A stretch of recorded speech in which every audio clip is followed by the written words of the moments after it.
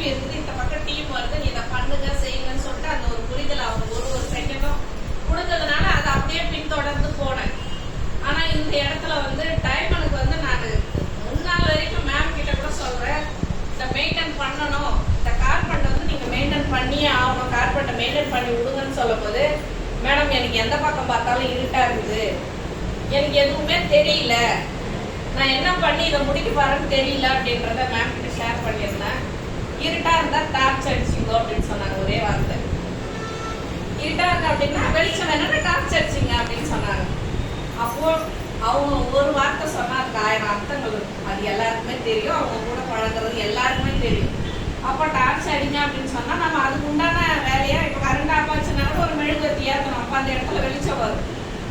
அதுக்கு உண்டான வேலையை நான் செய்யணுன்றதை அன்னைக்கு தான் நான் முடிவு பண்ண, 3 நாள் தான். சரி, அதுக்கு உண்டானதை பேசணும், ஸ்டாரை மெயின்டைன் பண்ணணுன்ற ஏன் மட்டும் தான் எனக்கு இருந்தது. அதுக்கப்புறமா தான் கடைசி நிமிஷத்துல உங்களுக்கு எல்லாருக்குமே தெரியும், வேலு சார், அவரும் 6 வருஷமா என் கூட இருக்காரு.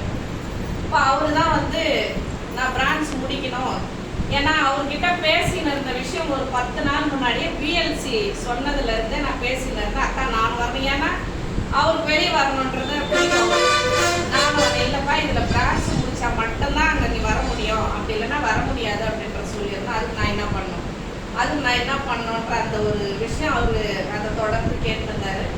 சரி, கடைசி நிமிஷத்துல நான் பண்றேக்கா, நான் முடிக்கிறேன் அப்படின்றத அந்த அவர் வந்து எனக்கு சில்வருக்கு வருவாரு, இல்ல கோல்டுக்கு வருவாரு, ஸ்டாருக்கு வருவாருன்னு அந்த ஒருத்தருக்கு அவருக்கு புரிதல் இருக்குது இல்லை. அவருக்கு என்ன பண்ணா, எவ்வளவு பிவி போட்டா, எவ்வளவு காசு போட்டா அவருக்கு நம்ம பிரான்ச் முடிக்க முடியும்ன்ற அந்த ஒரு நாலேஜ் அவருக்கு இல்லை. ஆனா நான் வந்து அவரை வந்து தொடர்ந்து ஃபாலோ பண்ணேன். அதுதான் வந்து எனக்கு கிடைச்ச மிகப்பெரிய வெற்றி.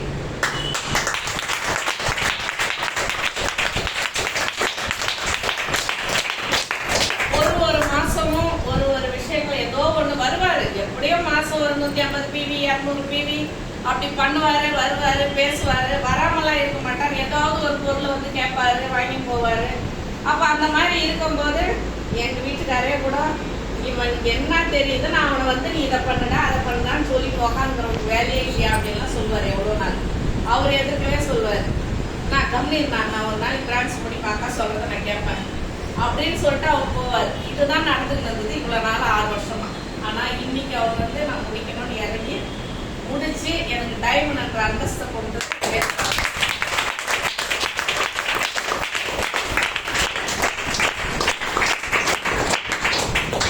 யாருக்கு எப்போ என்ன விஷயம் நடக்கும் அப்படின்றது தெரியாது. நம்ம நேம் லிஸ்ட் எடுக்கும்போது கூட ஷேர் பண்றது, அப்படியே ஷேர் பண்ற விஷயம் என்னன்னா, இவங்க செய்வாங்க, இவங்க செய்ய மாட்டாங்க, இவங்க வந்தா நம்மளை எங்கேயும் ஒவ்வொரு திரும்ப வச்சிருவாங்க, இவங்க வந்தாங்கன்னா பிசினஸே நடக்காது அப்படின்னெல்லாம் பாகுபாடு இல்லாம என் வேலை என்ன, என் வேலை ஷேர் பண்ணணும், அதுக்கு யார் புரிஞ்சுக்கிட்டு கூட வராங்களோ அவங்களுக்கு சப்போர்ட் பண்ணணும் அப்படின்ற ஒரு மைண்ட் செட்டோட போகும்போது யார் எப்போ எந்த லெக்குக்கு வந்து சப்போர்ட் பண்ணுவாங்கன்னு தெரியாது. இப்போ அந்த மாதிரி ஒவ்வொருத்தரையும் வந்து ஃபாலோ பண்ணி எடுத்துன்னு வர்றதுனால கிடைச்ச ரிசல்ட் தான் இங்கே இருக்கு. அப்போ அந்த மாதிரி இந்த மெசேஜில் வந்து திரும்ப எனக்கு ரொம்ப சந்தோஷம், ரொம்ப ஒரு, ஏன்னா டைமண்ட் அப்படின்ற இடத்த இங்கே வந்து சொல்லும் போதெல்லாம் வந்து எங்களுக்குள்ள ஏதோ ஒரு வெறி இருக்கும். அது என்னன்னா, என்ன நம்ம மட்டும் பண்ணாமல் இருக்கோம், நம்ம எஃபெக்ட் போடாமல் இருக்கிறோமா, இது அப்பாயின்மெண்ட் போகாமல் இருக்கிறோமா, மீட்டிங் ட்ரைனிங் அட்டன் பண்ணாமல் இருக்கிறோமா, ஏன் நம்ம மட்டும் எப்போ பாரு சொன்னதே கோல்டுன்னு வந்து நிற்கிறோம், இது எப்போ மாத்துறதுன்ற அந்த ஒரு எண்ணம் எனக்குள்ள ரொம்ப நாளாவே இருந்தது மனசுக்குள்ளவே. இதை மாற்றணும். ஏன்னா ஒரு முறை நுகம்பாக்கத்தில் இவர் அசோக் சார் சொன்ன விஷயம், எல்லாரும் ஒரே லெவல் சொல்றீங்க, ஒரே இன்கம் சொல்றீங்க, என்ன இதே மாதிரி தான் இருக்கணும், அக்ரிமெண்ட் போட்டிருக்கிறீங்களா என்னவோ அப்படின்னு அவர் ஒரு லேட்டா சொன்னாரு. அது சொன்னதுல இருந்து அதுக்கப்புறமா வந்து என்னுடைய போனஸ் வந்து நான் நுகம்பாக்கத்துல பேசுறதே இல்லை, மைக் வாங்குறதே இல்லை. இன்க்ரிமெண்ட்டை ஏற்றிட்டு தான் நம்ம வந்து பேசணும் அப்படின்ற மைண்ட் செட்டோட நான் வந்துடுவேன். பேசிட்டீங்களான்னு கேட்டாலும் நான் பேசிட்டேன் அப்படின்னு சொல்லிட்டு வெளியே வந்துடுவேன், நிற்க மாட்டேன், போவேன், எதையுமே சொல்ல மாட்டேன், வந்துடுவேன். ஆனால் என்னோட போனஸ் வந்து 34,600 ரூபாய் தாண்டும் போது அந்த மாதம் தான் நான் மைக் பிடிச்சி அங்கே பேசுகிறேன், என்னோட இன்கம் ஷேர் பண்ணேன்.